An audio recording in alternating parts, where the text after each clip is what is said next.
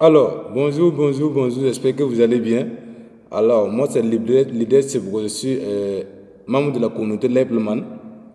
Alors, je viens par cette vidéo pour faire donner des avis concernant les modifications que le CEO a déclarées lors du 4e anniversaire. Alors, il a dit que désormais, nous étions au fonctionnement 1.0 et désormais, nous rentrons à la phase de fonctionnement 2.0. Et il y aura des modifications. Alors, c'est normal parce que dans les 2 derniers mois, il y avait des problèmes de retrait. Les gens avaient du mal à liquider les limos. Voilà, comme les gens n'ont pas encore adopté, la majorité n'ont pas encore adopté le limo comme moyen de paiement. Donc, ils étaient obligés de résoudre le problème pour que les gens puissent faire les retraits à chaque fois.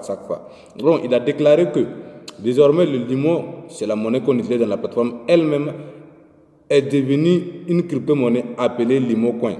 Voilà. Et le LimoCoin, c'est une crypto-monnaie qui varie de 1 dollar à plus infini. Je dis 1 dollar parce que il entre en bourse, la monnaie entre en bourse à partir de 1 dollar. Et ça peut se situer à 0,5 à 0,8, on n'en sait jamais.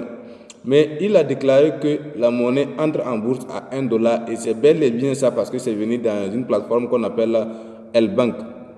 Donc, moi je trouve qu'il y a des avantages, il y a des inconvénients également. Et quand c'est dur, je le dire avance. Donc, les avantages que moi je trouve, premièrement, je trouve que c'est avantageux parce que les retraits sont devenus instantanés. Est-ce que vous comprenez? Les retraits sont devenus instantanés. Ça veut dire que si tu as des limos, tu peux, à partir de ton compte, envoyer dans une échangeur comme L-Bank et puis faire ton retrait. Donc, je trouve que ça c'est vraiment merveilleux parce que les gens n'auront pas du mal maintenant à retirer leur argent dans la plateforme elle-même. Deuxièmement encore, je trouve que le nombre de pièces sont limités et c'est avantageux parce que lorsque vous avez une crypto-monnaie dont le nombre de pièces sont limités, ça veut dire que la monnaie risque de prendre de la valeur parce que plus les gens auront besoin de la monnaie, et plus la monnaie prendra de la valeur. Et troisièmement encore, vous voyez, c'est une crypto-monnaie et désormais on peut trader la crypto-monnaie, on peut la trader. Une fois que vous arrivez à trader, quand les gens tradent une monnaie, ça veut dire que la monnaie prend de la valeur à chaque fois. Est-ce que vous comprenez?